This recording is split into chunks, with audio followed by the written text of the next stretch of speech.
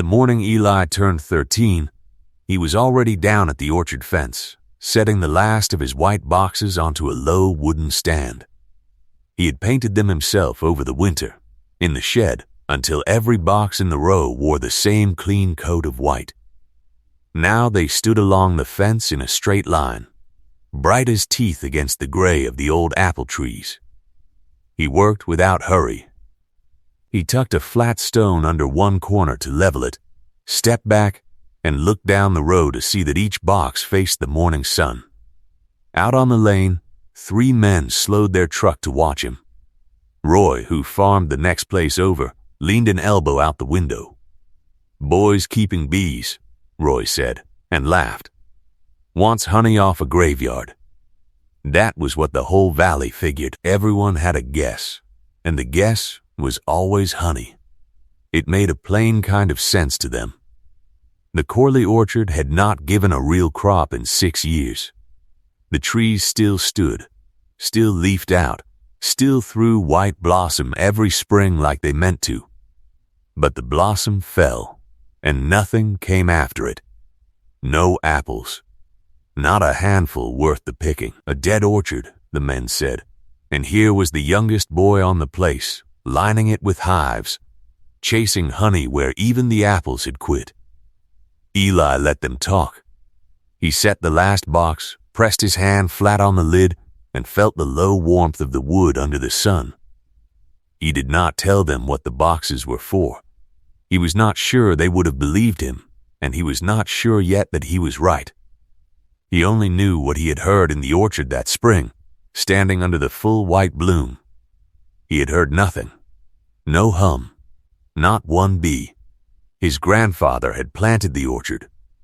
40 trees, set in rows the boy could still walk blindfolded, laid out so a red apple and a green one always stood near each other down every lane. In its good years, the orchard had carried the family through winter. There had been cider in the cellar and fruit on the road for sale and money enough to hold the farm together. Eli had been small then. He remembered the smell more than the money. The whole place gone sweet in October. Then, one by one, the years had failed. The bloom came on schedule. The bees did not. And a tree that blooms and sets no fruit looks, to a tired man, exactly like a tree that is dying. His father, Walter, had stopped fighting it. He walked the rows less each spring. By the 6th year, he spoke openly of pulling the trees, of a man in town who would pay for the old wood, of clearing the ground for hay that a body could at least count on. "It's done, son," Walter told him at supper, not unkindly. "Some ground just gives out. We won't get the good of it." Eli did not argue at the table, but he had spent that whole spring in the orchard with his ears open, and he had learned to see what his father had stopped looking for. The blossoms opened perfect and white. Their centers stood full of pollen. And nothing came to carry it. The air that should have roared with bees hung silent. The trees were not dying. They were blooming into an empty room, and no one was left to answer. The one man who did not laugh was Silas. He was older than Walter, and he had kept bees along the ridge when Eli's grandfather was young. His own hive stood mostly empty now, robbed by a bad winter and a wet spring and some sickness in the combs he could not name. But he still knew more about a flower than anyone in the valley. When Eli walked the 3 miles to his door and asked him straight why an apple tree would bloom and bear nothing, the old man did not laugh at all. "Come look," Silas said. He took the boy to a lone apple tree behind his barn, pulled a branch down to eye height, and showed him the open blossom and the fine dust of pollen at its center. "Most apples," he explained, "will not set a real crop from their own blossom. They need pollen from a different variety, one kind carried across to another, while both still stand in bloom." He nodded from a red-appled tree to a green one down the fence to show the boy what he meant. Miss that short week, or leave a tree with no other kind near it, and it drops most every flower it made. And the thing that had always carried the pollen, tree to tree, was bees. Wild ones, once, that lived in the hedges and the dead oaks all up the valley. The sprays had taken some. The wet springs had drowned the ground nests. The old bee trees had come down for firewood. One strong colony, Silas said, could pollinate a stand of trees the size of the Corley orchard, so long as they grew close together and the days at Bloom ran warm and still.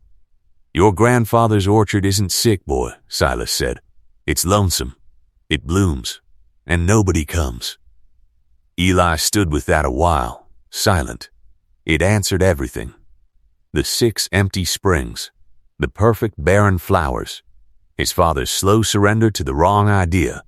If the bees came back, the trees would set, he said. If the weather held, and the hives were strong, and you set them close. Silas looked at him. That is a lot of ifs for a boy with no bees. I'll get them, Eli said.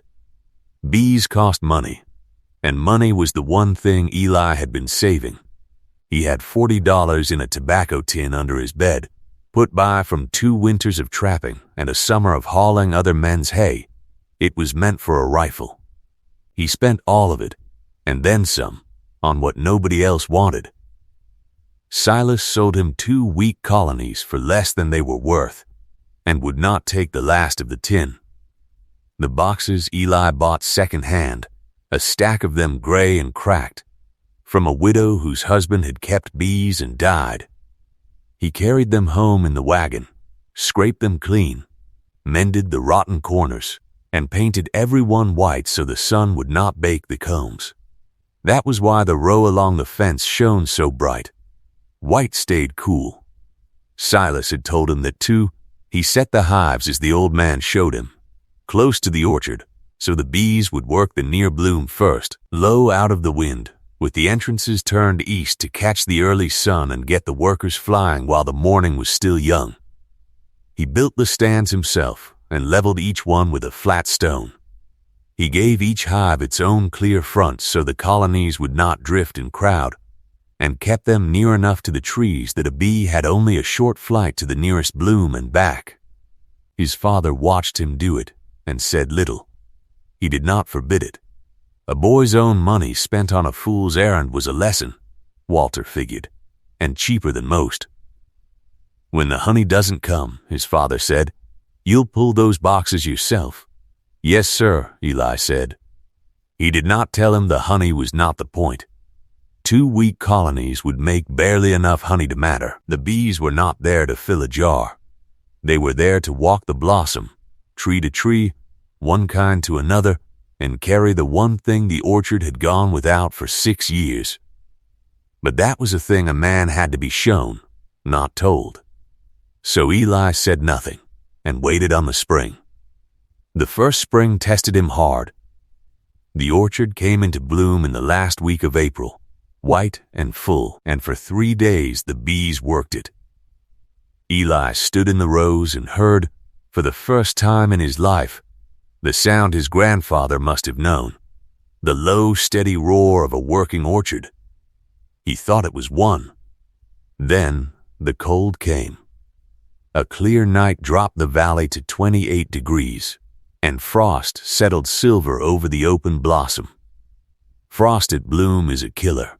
It burns the flower from the inside and the young fruit behind it, and there is little a body can do but wait for morning and count the loss. Eli did not wait. He and Silas built smudge fires in old buckets along the upwind fence and fed them wet straw until the smoke lay down over the trees like a low gray quilt, holding what warmth the ground still had. They worked till dawn, faces black, eyes streaming.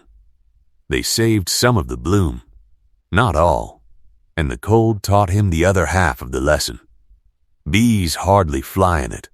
Much below 55 degrees they mostly stay clustered in the box, and a blossom no bee visits sets no fruit, no matter how strong the hive.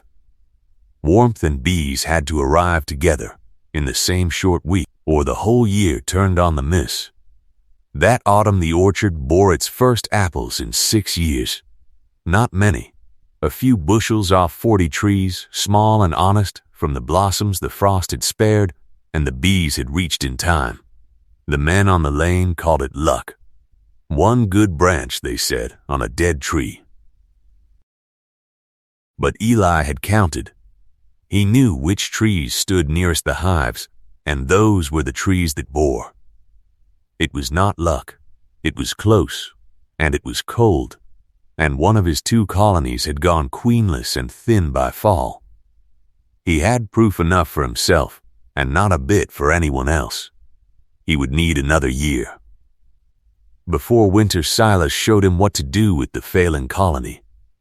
A thin, queenless handful of bees would not last the cold on its own, so they joined it to the stronger hive and let the one good queen carry them all through to spring. Silas set stored sugar feed above the cluster against a hard, hungry march. Then, when the weather turned, Eli spent what the first small crop and another season of odd work had brought him on a fresh colony for the empty box. By the time the buds swelled, 2 strong hives stood on the stands again. The greater danger that second spring did not come from the weather. It came from the next field over. Harlan Voss farmed the ground along the orchard's west side, and Harlan meant to spray his young corn for beetles the same week the apples would bloom.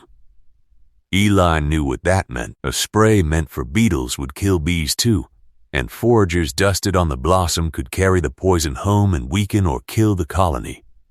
He walked to the Voss place with his hat in his hand. "I'm only asking you to hold off till the petals fall," Eli said. "A few days, and my bees are clear of it. Then spray all you want." He did not promise Harlan the beetles would wait politely or tell the man his business with his own corn. He only asked, plain, for the bees' sake, and left the rest to him. Harlan Voss looked down at him a while. He was one of the men who had laughed on the lane, but the boy had walked over honest and asked for little. "A few days," Harlan said, "for a graveyard full of white boxes." He shook his head. "Your funeral, son, but all right." It was a small thing, and it cost Eli nothing but the walk and his pride. It kept the poison off the bloom. And when the apple trees opened that second spring, warm this time, calm this time, both hives strong, the orchard filled with a sound that carried clear to the lane and made the men on it stop and look. This time, the bees had the week they needed. Morning after morning, they poured from the east-facing boxes the moment the sun touched them, and the orchard roared. Eli walked the rows and watched them work their way along, exactly as Silas had said, carrying the dust from one kind of tree to another while both stood open. A honeybee will range better than a mile when it must, but with apple flowers a few steps from the hive it worked them from first light to dark, and never bothered to wander. He knew to watch the king bloom, the first and strongest flower at the center of each cluster, the one that makes the best apple if a bee finds it early. This year, the bees found them all. Where 6 springs of blossom had fallen barren, small green apples now stood behind the petals, swelling, holding, refusing to drop. By July, the trees carried more fruit than Eli had ever seen on them, and that brought a new worry, the kind a farmer is glad to have. A limb can break under its own harvest. Silas warned him of it. So Eli went through the orchard on a ladder, thinning the heaviest clusters by hand so each tree would spend its strength on good apples instead of too many small ones, and propping the loaded branches with forked poles cut from the woodlot. His father came out to the orchard, something he had not done in a long while. Walter stood under a tree bent with green fruit, put his hand on a low branch, and Eli watched him understand it without a word being spoken.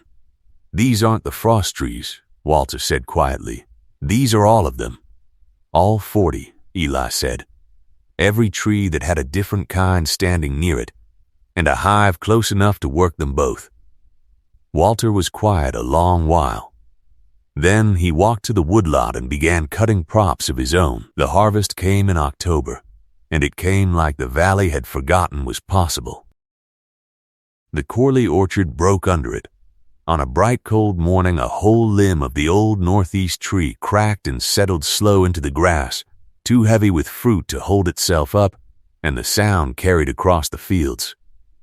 A body could smell the orchard from the road. The cider sweetness rolling off 40 trees hung so thick with red and gold